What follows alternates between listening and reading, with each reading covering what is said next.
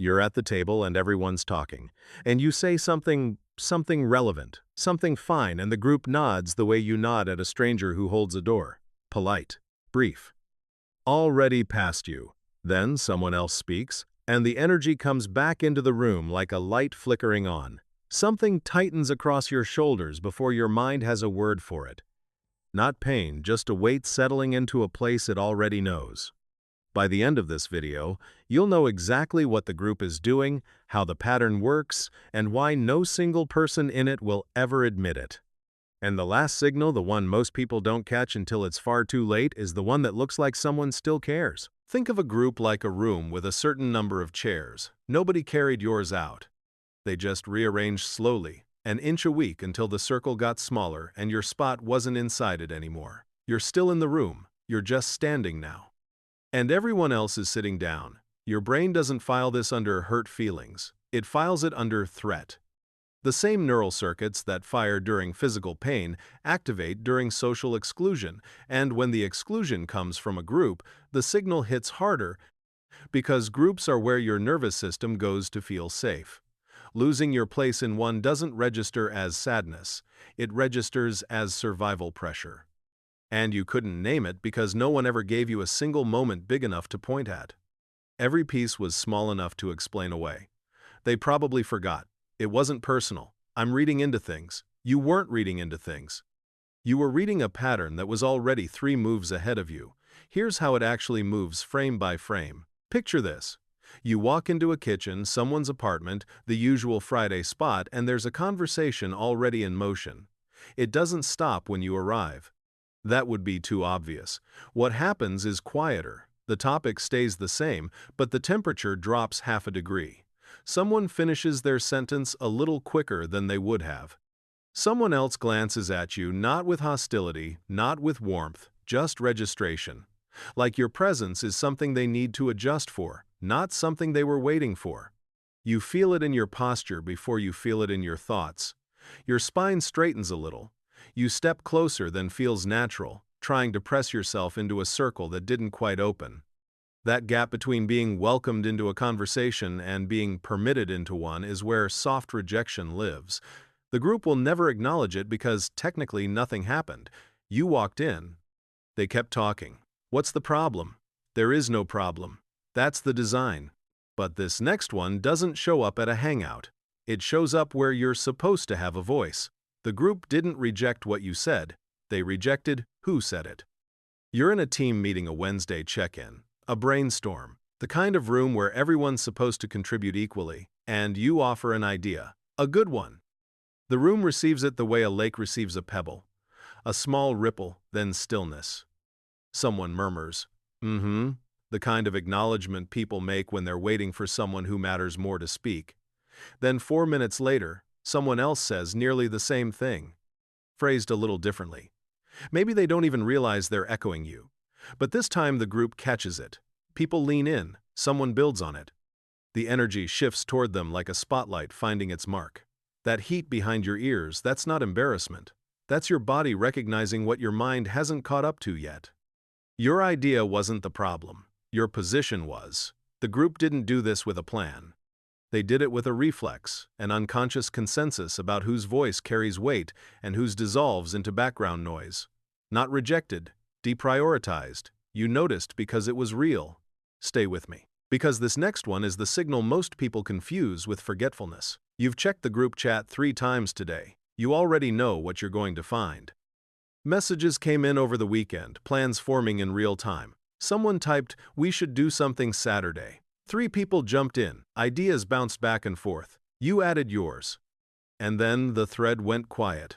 Not dead, just quiet where you were. Because the conversation kept going in a place you weren't added to. A smaller chat, a phone call. A cluster of DMs between the people who actually decide things. You found out Saturday morning from someone's Instagram story. Everyone was already at the lake. Your chest does that slow drop like missing a step on a staircase that isn't there. You scroll back through the messages. Your words are right there on the screen. You were in the room where it was discussed. You just weren't in the room where it was decided. Psychologists call this ostracism, but not the dramatic kind. The administrative kind. The kind where no one has to be cruel and no one has to lie. They just stop including you in the draft before the final version goes out.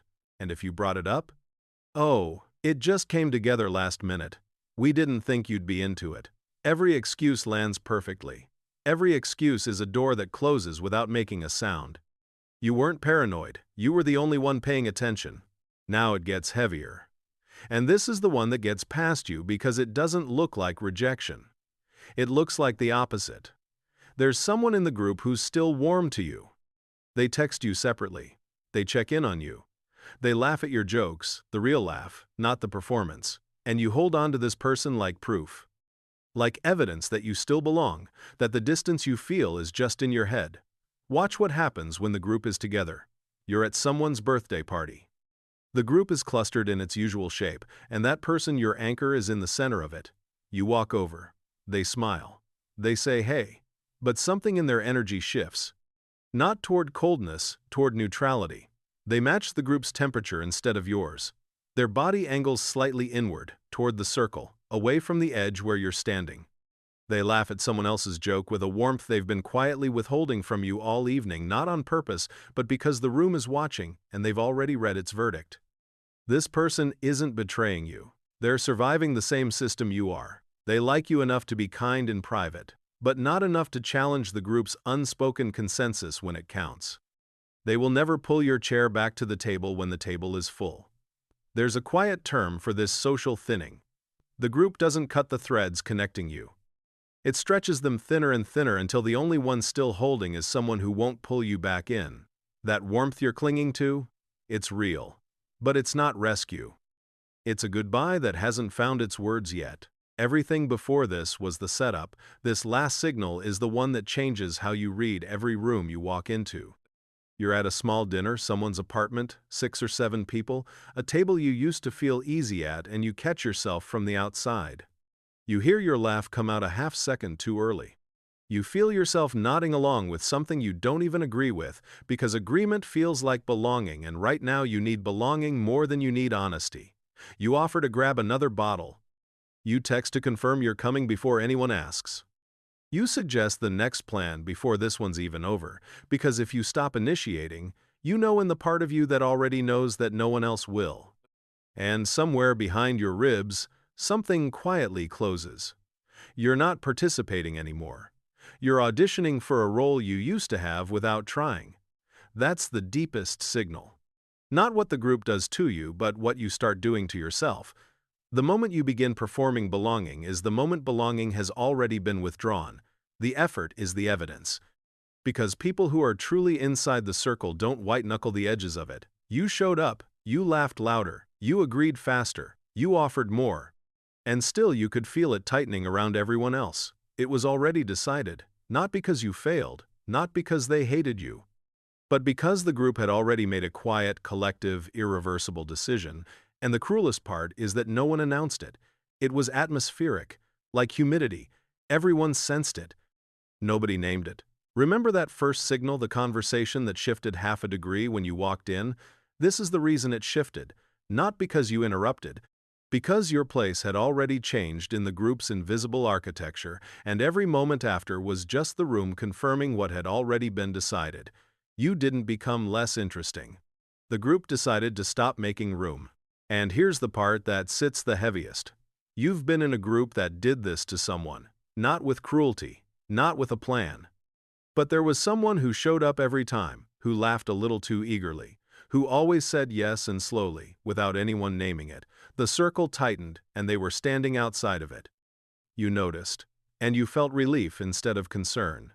That relief, quiet, automatic, faintly shameful. If you look at it too long, that's the soft rejection working through you. You didn't plan it, but you participated. Not with one act, with 1,000 small non-acts. Not inviting, not texting back, not wondering why they stopped showing up. And one day they were just gone. Nobody said a word. But once you see this pattern on both sides, from inside the circle and from outside it, you don't have to run it again. You get to be the person who notices the tightening and says a name out loud. Pulls up a chair. Sends the text that says, "You coming?" before someone has to wonder whether they're still wanted. Seeing it doesn't just protect you, it makes you the person who widens the circle. Which signal did you recognize in your own life? Drop the number below. Or tell me which group did you just think of. If you're new here, subscribe. This channel is about one thing, making the invisible satisfyingly visible. Now you know where the circle ends.